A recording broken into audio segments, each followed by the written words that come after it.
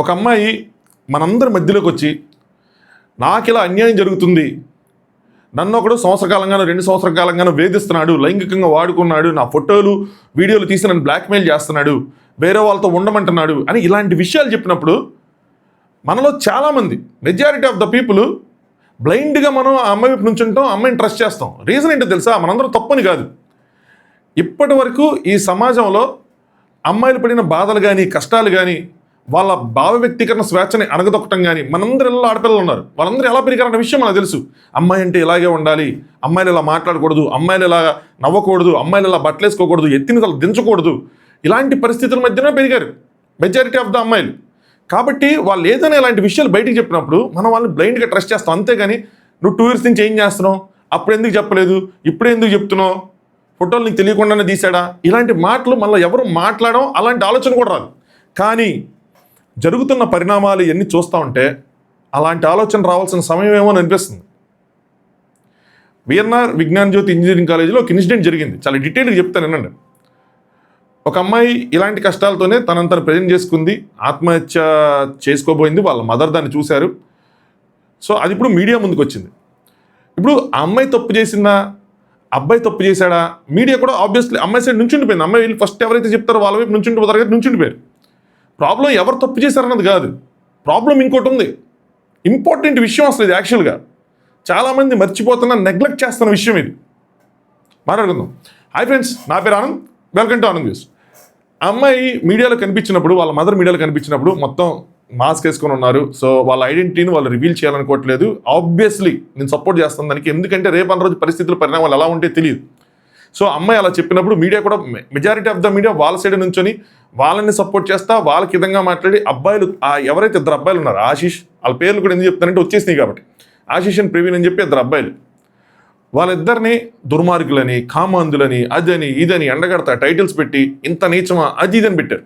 నా ప్రాబ్లం ఏంటో చెప్తున్నాను తెలుసా? అదేంటంటే వాళ్ళ ఫోటోలు రిలీజ్ చేయటం.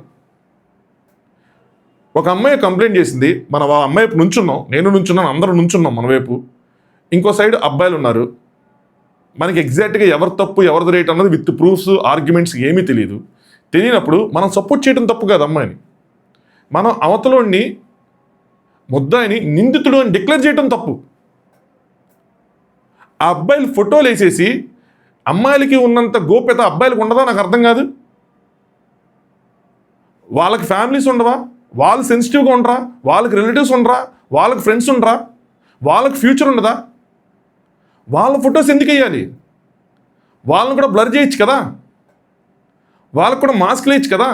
చాలామంది పెద్ద పెద్ద క్రిమినల్స్నే పోలీసులు మీడియా ముందు ప్రజెంట్ చేసేటప్పుడు మాస్క్ లాంటివి వేస్తూ ఉంటారు కదా. అలాంటిది స్టూడెంట్స్ 3rd year ఇంజనీరింగ్ చదువుతున్నారు, తప్పు చేశారా లేదా అన్న విషయం పక్కన పెడదాం, చేయొచ్చు చేయకపోవచ్చు, 2 కేసులు ఉన్నాయి, ఇప్పటికీ 50-50 పాసిబిలిటీ ఉంది. కానీ వాళ్ళ ఫోటోలు రిలీజ్ చేస్తే వాళ్ళ పేరెంట్స్ బాధపడరా? నాకు అర్థం కాదు. వాళ్ళు ఏం గోత్రు చేస్తారు? ఆశీష్ అనే పేరు రావటం వేరు, ఆ ఫోటో రావటం వేరు. వాళ్ళ చుట్టాల ఫోన్లు రావా? చుట్టుపక్కల ఉన్న వాళ్ళు ఎలా మాట్లాడుకుంటారు? వాళ్ళ ఫ్రెండ్స్ వాళ్ళని ఎలా చేస్తారు? ఈ అమ్మాయికి ఉండే పరిణామాలు సమాజంలో ఈ అబ్బాయికి కూడా ఉంటాయి కదా. ఈ రోజుల్లో, ఈ కాలంలో అందరికీ సేమ్ పరిస్థితులు ఉన్నాయి. రేపన్న రోజు ఈ అమ్మాయికి పెళ్లి, భవిష్యత్తుని ఎలా ఆలోచిస్తున్నాం, ఉద్యోగం అని వీళ్ళకి కూడా అంతే కదా. వీళ్ళు ఇంత ఫేమస్ అయిపోయినప్పుడు రేపన్న రోజు వీళ్ళు ఫైనల్ అయిపోయిన తర్వాత ఇంటర్వ్యూ ఎవరంటే నాలంటే వాళ్ళని తీసుకుంటున్నప్పుడు, ఒరే నువ్వు ఆ కేసులో ఉన్నావు కదా, అది వాళ్ళకి అడ్డు కాదా?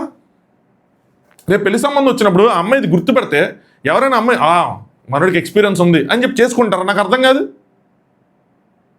నిందితుడు అయిన తర్వాత, ప్రూవ్ అయిన తర్వాత, ఇలా చేశాడన్న తర్వాత ఫోటోలు పెద్ద పెద్ద కటౌట్లు వేసి పెట్టినా కూడా ప్రాబ్లం కాదు.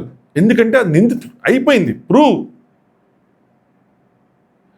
క్రిమినల్ కింద డిక్లేర్ అయ్యాడు, కన్విక్ట్ అయ్యాడు.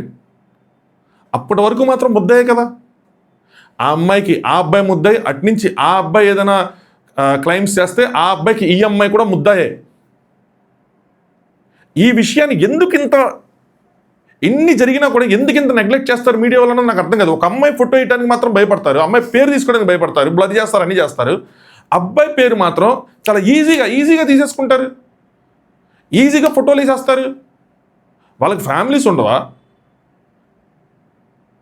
వాళ్ళకి సెన్సిటివిటీ ఉండదు. రేపు అన్న రోజు అబ్బాయి బయటకు వచ్చిన తర్వాత నా కోసం అరే నా టైటిల్స్ తమ్నైల్స్ ఆ ఫోటో చూసుకొని ఏంది నేను ఇంత దుర్మార్గుడిని ఇంత ఇది అన్నప్పుడు వాడు ఏదైనా చేసుకుంటే ఎవరు రెస్పాన్సిబిలిటీ?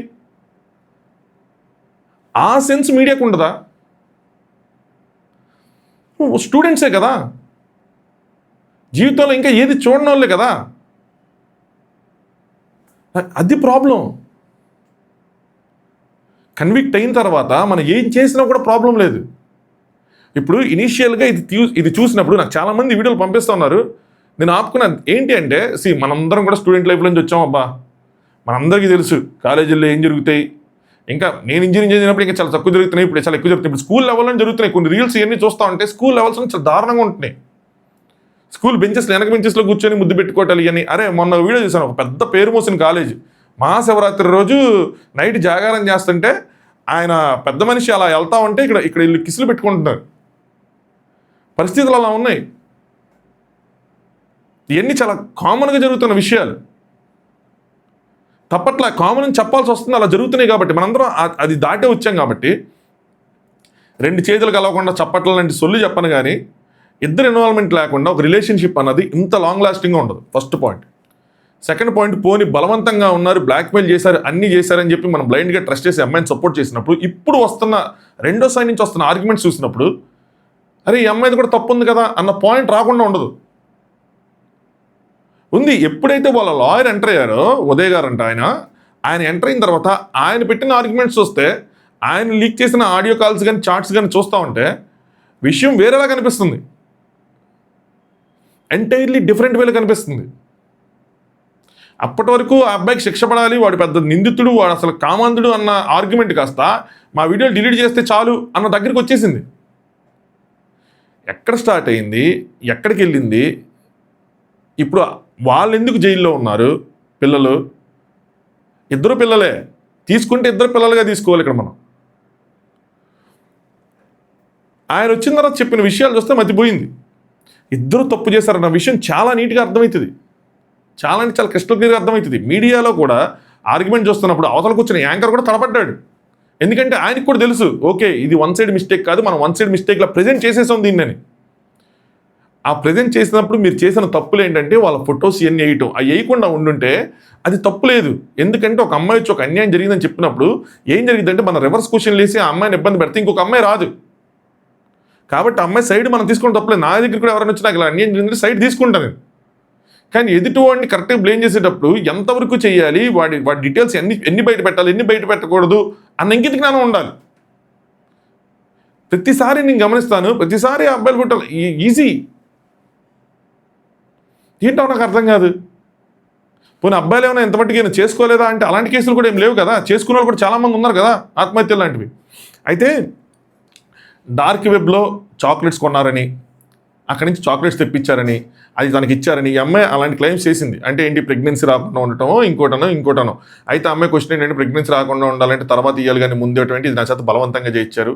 ఫస్ట్ టైం అసలు వీళ్ళు కలిసిందే వాళ్ళ మధ్యలో జరిగిన ఏదైతే ఉందో చాలా బలవంతంగా తను ఒప్పుకున్నానని వన్ వీక్ ఎంటబడితే ఒప్పుకున్నారని, దాని తర్వాత 1 month తర్వాత రిలేషన్షిప్ స్ట్రాంగ్గా ఉండాలంటే మనం శారీరకంగా కలవాలి అది అని చెప్పి క్లాస్ రూమ్లో చేసుకున్నారని, ఇదని దాని తర్వాత ఇట్లా చాక్లెట్స్ చెప్పారని, క్లాస్ రూమ్లో దొరికిపోతే హెచ్ఓడి దగ్గర తీసుకెళ్లారని. ఇక్కడ ఒక పాయింట్ ఉంది, ఇక్కడ కాలేజీని బ్లేమ్ చేయాల్సిన పాయింట్ ఇది. హెచ్ఓడికి దొరికిపోయిన తర్వాత అంటే వాళ్ళు ఏదో ముద్దు పెట్టుకుంటాను, ఏదో ఇద్దులు ఆడుకుంటాను, లేదో ఎవరు లేని క్లాస్ రూమ్లో కూర్చొని మాట్లాడుకుంటా ఉంటానో అలా దొరికిపోతే అది వేరే విషయం. డైరెక్ట్గా అలాంటి పని చేస్తూ దొరికిపోతే సెక్యూరిటీ గార్డ్స్కి ప్రిన్సిపల్కి ఇన్ఫార్మ్ చేయటం, హెచ్ఓడి గారు ఎవరైతే ఉన్నారో పేరెంట్స్ని పిలవటం, అది మినిమం కదా. అబ్బాయికి ఏం కాదని అనుకున్నా అమ్మాయి వాళ్ళ పేరెంట్స్ని పిలాలి కదా, అమ్మాయి కోసం వాళ్ళకి తెలియాలి కదా. ఇక్కడ కాలేజీ పరువు అప్పుడు పోదు కాలేజీ పరువు. యాక్చువల్గా అది 2 కుటుంబాలు కాలేజీ మధ్యలో ఉంటుంది. ఇప్పుడు పోతుంది కాలేజీ పరువు. అందరూ కాలేజీని బ్లేమ్ చేస్తారు, ఎందుకు పేరెంట్స్ని పిలవలేదు ఇక్కడ అని చెప్పి. కాలేజీలో దొరికిపోయారని చెప్పి ఓయో రూమ్స్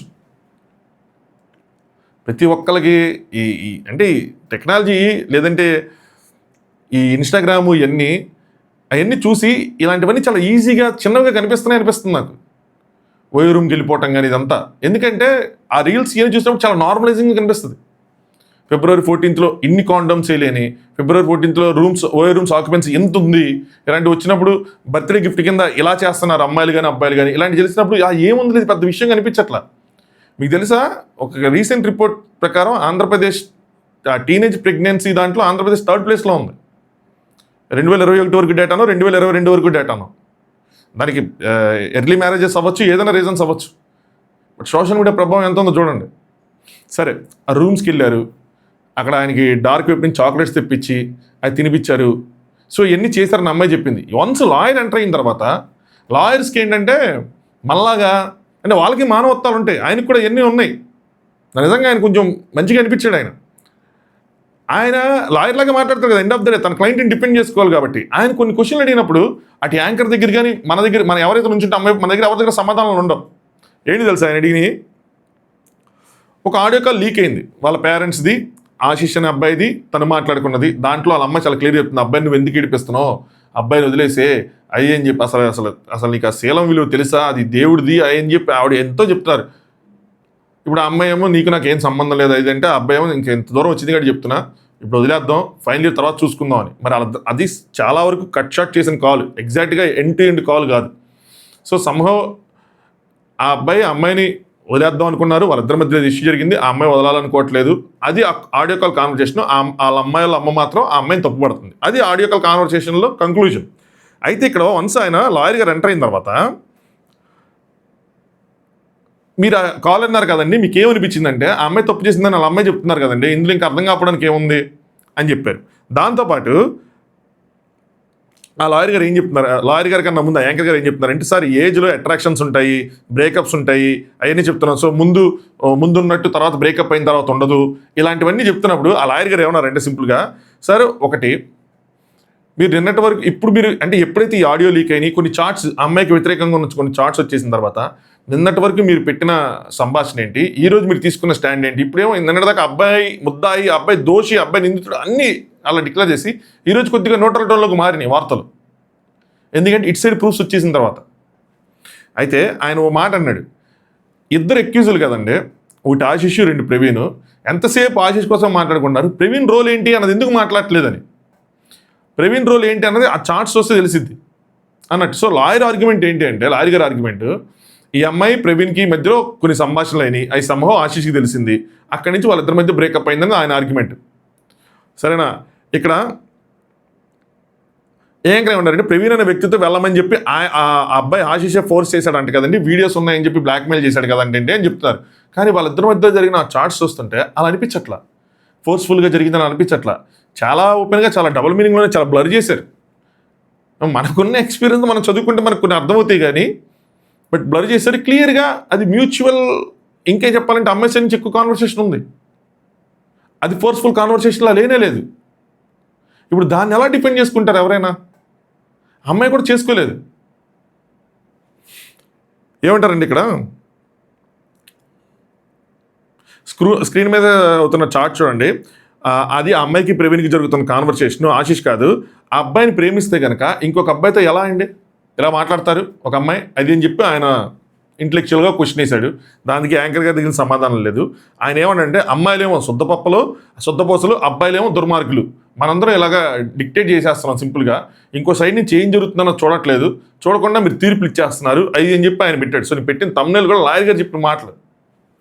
నెక్స్ట్ ఇంకా చాలా ఉన్నాయి, నేను కనుక చూపిస్తే ఏమవుతుందంటే పరిస్థితి చాలా దారుణంగా ఉంటుంది. న్యాయవాదిగా కాదు మనిషిగా కూడా నేను అలాంటి చేయను. ఆ అమ్మాయి పరిస్థితిని దృష్టిలో పెట్టుకొని ఆయన దగ్గర ఇంకా చాలా ప్రూఫ్స్ ఉన్నాయంట, చాలా ఆడియో కాల్స్ కానీ వీడియోస్ కానీ అన్నీ ఉన్నాయంట. మేజర్గా ఆయన చెప్పింది ఏంటంటే, వీడియోస్ తీసుకున్నారు, వీడియో తీసి బ్లాక్మెయిల్ చేశారు అన్నారు కదా, వీడియోస్ ఎలా తీశారో తెలుసా, వీడియోస్ కన్సెంట్తో తీసుకున్నారు అని చెప్పి. అంటే ఇద్దరు మ్యూచువల్ అగ్రిమెంట్తో ఇద్దరు కలిపి తీసుకున్న వీడియోస్ అని చెప్పి. మీరు ఎక్కడ ఇక్కడ క్వశ్చన్ అడగచ్చు, యాంకర్ గారు కూడా అడిగారు, ఎంత కన్సెంట్గా తీసుకుంటే అటు పెట్టి బ్లాక్మెయిల్ చేయొచ్చా అని. ఇక్కడ బ్లాక్మెయిల్ చేశారు అంటానికి ప్రూఫ్స్ ఏంటి అన్న పాయింట్ ఆయన తీసుకొచ్చాడు. అసలు ఆ అమ్మాయి బ్లాక్మెయిల్ చేస్తుందని మీరు ఎందుకు అనుకోవట్లేదు అన్న పాయింట్ తీసుకొచ్చాడు. సో ఇదేదో అమ్మాయికి తెలియకుండా రికార్డ్ అయిన వీడియోలు కాదు అకార్డింగ్ టు లాయర్. ఇక్కడ యాంకర్ గారు కూడా సరిగ్గా దీన్ని డిపెండ్ చేసుకోలేపారు. ఎందుకంటే మేబీ ఆయనకు వచ్చి ఉండొచ్చు, ఇది మా ఇద్దరం కలిసి తీసుకున్న వీడియోలు. ఇంకో పాయింట్ కూడా ఏం చెప్పారంటే రూమ్లో తీసుకున్న వీడియోలే కాదు, ఈ అమ్మాయి ఇంట్లో ఉన్నప్పుడు కూడా పంపించిన వీడియోస్ ఉన్నాయి అన్న విధంగా ఆయన చెప్తున్నారు.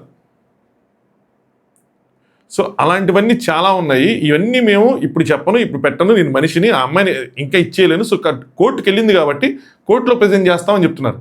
నిజంగా ఇలాంటివి కనుక అన్నీ ఉంటే అప్పుడు ఎవరు దోష అవుతారు, ఎవరు నిర్దోష అవుతారు, ఈ యాక్చువల్గా ఎవరు ఇక్కడ బాధితులు? సో నేను ఒక మాట, ఇక్కడ కొన్ని పాయింట్స్ ఉన్నాయి కానీ ఎన్ని వద్దు. కానీ ఇక్కడ మ్యాటర్ ఏంటో తెలుసా, అమ్మాయి తప్ప అబ్బాయి తప్ప అనే విషయం పక్కన పెడితే నష్టపోయేది, బాధపడేది, భరించేది తల్లిదండ్రులు. వాళ్ళకి ఆ అమ్మాయి వాళ్ళ అమ్మకి కానీ ఆ అబ్బాయి వాళ్ళ అమ్మ నాన్నలకు కానీ ఉండే బాధ మాత్రం వర్ణనాతీతం. పిల్లలు ప్రయోజకులయ్యి మంచిగా టీవీలో కనిపించాలి, పేపర్లో రావాలనుకుంటారు. కానీ ఇలాంటి విషయాల ద్వారా రావాలని చెప్పి, ఇలాంటి విషయాల వల్ల చుట్టాలు కాల్ చేయాలని, ఇలాంటి విషయాల వల్ల ఇరుగు పొరుగులు మాట్లాడుకోవాలని మాత్రం ఎవరు అనుకోరు. ఎవరు అనుకుంటారు చెప్పండి? మనందరం ఏజ్లో ఉన్నప్పుడు దూలగాళ్ళమే. కానీ ఎంతవరకు చేస్తున్నాం అన్నది కూడా తెలుసుకోవాలి కదా. అరే వీడియోలు తీసుకోవటం ఏంటి, వాటిని దాచుకోవటం ఏంటి, దాని తర్వాత ఒకళ్ళ తర్వాత ఒకళ్ళకి ఇది వచ్చినప్పుడు వాటితో బ్లాక్మెయిల్ చేసుకోవటం ఏంటి, తర్వాత డిలీట్ చేసుకోమని చెప్పి కేసులు ఏంటి, ఏం చేస్తున్నారు? పోనీ ఇదేనా ఫస్ట్ టైం జరుగుతుందా? ఎన్ని చూస్తున్నారు రోజు, ఎన్ని చూస్తున్నారు? ఆలోచించరా? ఏదైనా అయితే ఎండ్ ఆఫ్ ద డే చివరికి పీకల మీదకి వచ్చేసిన తర్వాత సొల్యూషన్ ఏంటంటే ఆత్మహత్య. దాంట్లో అప్పటి వరకు బాధపడిన పేరెంట్స్ని వాళ్ళు కూడా ఇంకా మానసికంగా చంపేయండి. మీ మీద ఆశలు పెట్టుకొని మిమ్మల్ని పెంచి పోషించిన వాళ్ళని చంపేయండి. అలాగా ఏం సాధిస్తారు? మొన్న ఒక అమ్మాయి, ఎంత బాగుంది అమ్మాయి, ఎవడో ప్రేమించలేదని చచ్చిపోయింది. నిన్న ఒక అమ్మాయి ఇన్స్టాగ్రామ్లో పరిచయం అయ్యని చెప్పి తిరుపతికి అక్కడికి వెళ్ళిపోతుంటే నెల్లూరులో అక్కడ పోలీసులు పట్టుకొని పేరెంట్స్కి అప్పచెప్పారు. ఇన్స్టాగ్రామ్లో పరిచయం అయిందని చెప్పి వెళ్ళిపోతుంది. వాడు తీసుకెళ్ళి ఏం చేస్తాడు? ఎన్ని చూసాం మనం. ఇలా వెళ్ళిపోయిన వాళ్ళు తిరిగి వెనక్కి రాకుండా, ఎక్కడికి వెళ్ళిపోయి కనుమరుగైపోయకుండా. అయినా సరే అలాంటివే ఇది స్టార్ట్ అయింది, ఈ దరిద్రం స్టార్ట్ అయింది కూడా ఇన్స్టాగ్రామ్లోనే. ఒకటే కాలేజ్ కానీ డిఫరెంట్ బ్రాంచెస్, బట్ ఇన్స్టాగ్రామ్లో పరిచయం. స్నాప్చాట్ ఏదో ఉంటుంది కదా, దాంట్లో ఈ చాటింగ్లు.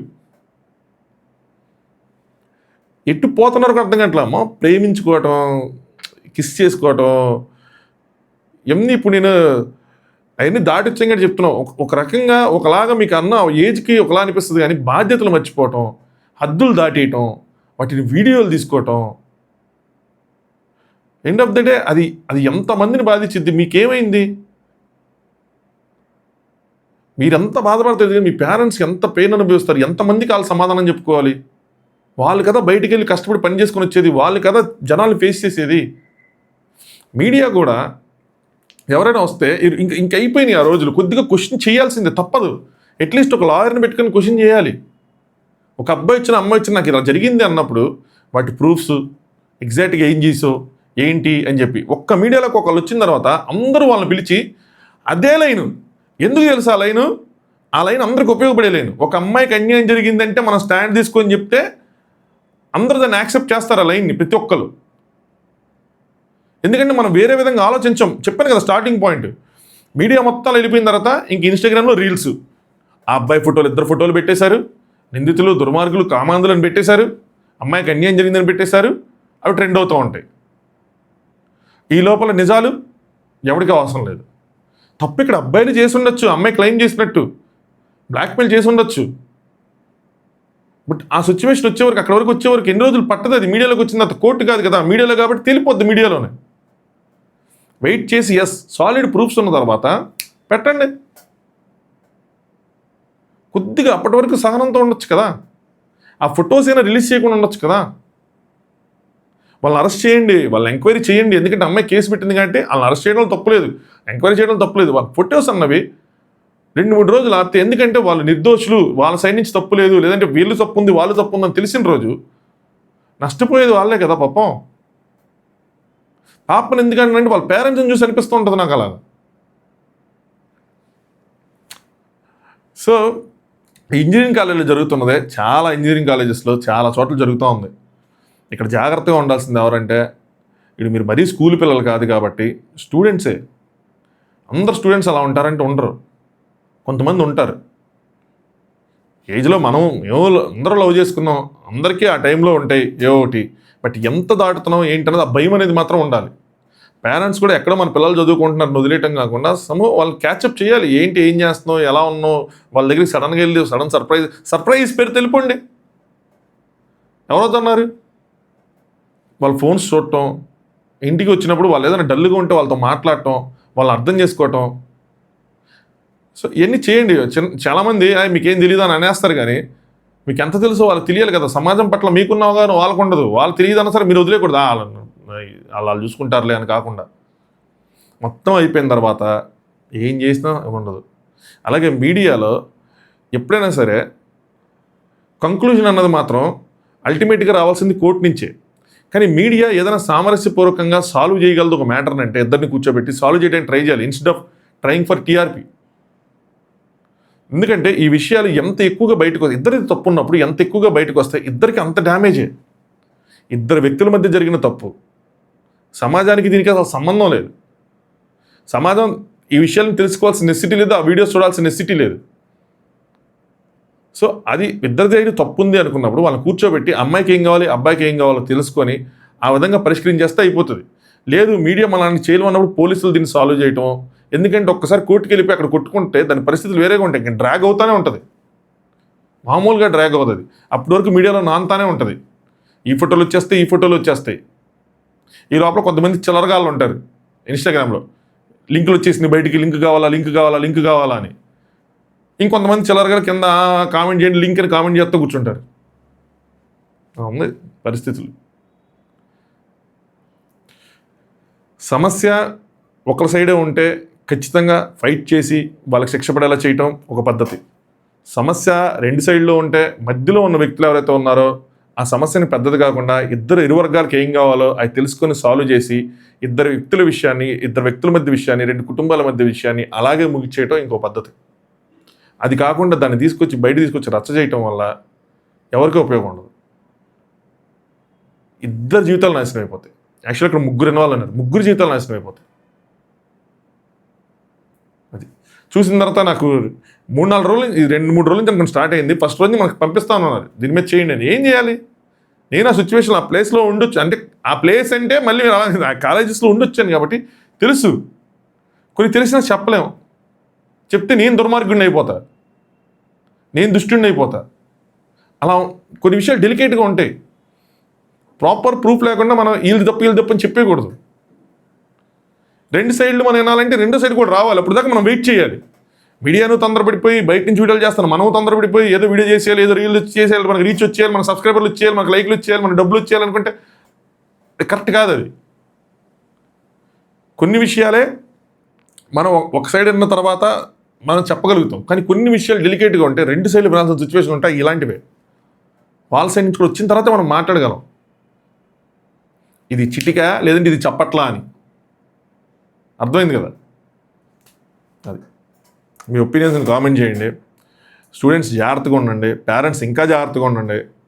వీడియో లైక్ చేయండి, ఒకవేళ నచ్చితే సబ్స్క్రైబ్ చేసుకోండి ఛానల్ని. మనకి కొద్దిగా లైట్గా గ్రో అవుతుంది ఛానల్. సో మీరు సబ్స్క్రైబ్ చేసుకోండి, ఇంకొంచెం ఎక్కువ గ్రో అవుతుంది. డైలీ ఒక వీడియో చేయడానికి ట్రై చేస్తున్నాం, మంచి వీడియోస్ చేయడానికి ట్రై చేస్తా. నాకున్న టైంలో ఉన్న దాంట్లో రీసెర్చ్ చేసి కొంచెం తెలుసుకుని ఇన్ఫర్మేషన్ తెలుసుకొని చేయడానికి టైం పట్టింది. దీనికి కూడా 2-3 మాట్లాడాల్సి వచ్చింది, అసలు ఏం జరిగింది ఏంటని. ఇంకా కొన్ని విషయాలు తెలుసు, చాలా బలంగా విషయాలు తెలుసు. అది పెడితే దానివల్ల నష్టమే, కానీ అంటే నాకు వ్యూవర్షిప్ వస్తుంది తెలుసా, నాకు వ్యూవర్షిప్ చాలా గట్టిగా వస్తుంది, కానీ దానివల్ల ఇద్దరికి నష్టమే, లాభం లేదు ఎవరికి. నాకు లాభం, నాకు చాలా లాభం వస్తుంది. అసలు ఇద్దరి మధ్యలో ఏం జరిగింది, ఇంకా ఏం పంచాయితీ అయింది, తర్వాత ఎందుకు ఇలా టర్న్ అయింది, బట్ అది మీ అందరు తెలుసుకోవాల్సిన నెసిటీ కూడా లేదు ఇందులో. సో తెలుస్తుంది మీకు 2-3 రోజులు, ఇంకా అది మీడియాకి వెళ్ళిపోయి మీడియా నుంచి వచ్చేస్తే మనం మాట్లాడుకుందాం. అదర్వైజ్ మనం తెలుసుకోవాల్సిన నెసిటీ లేదనిపించింది, మనం చెప్పాల్సిన నెసిటీ కూడా లేదనిపించింది అది. సో అది ఇంకో వీడియోతో మళ్ళీ కలుద్దాం. Thanks for watching. On this.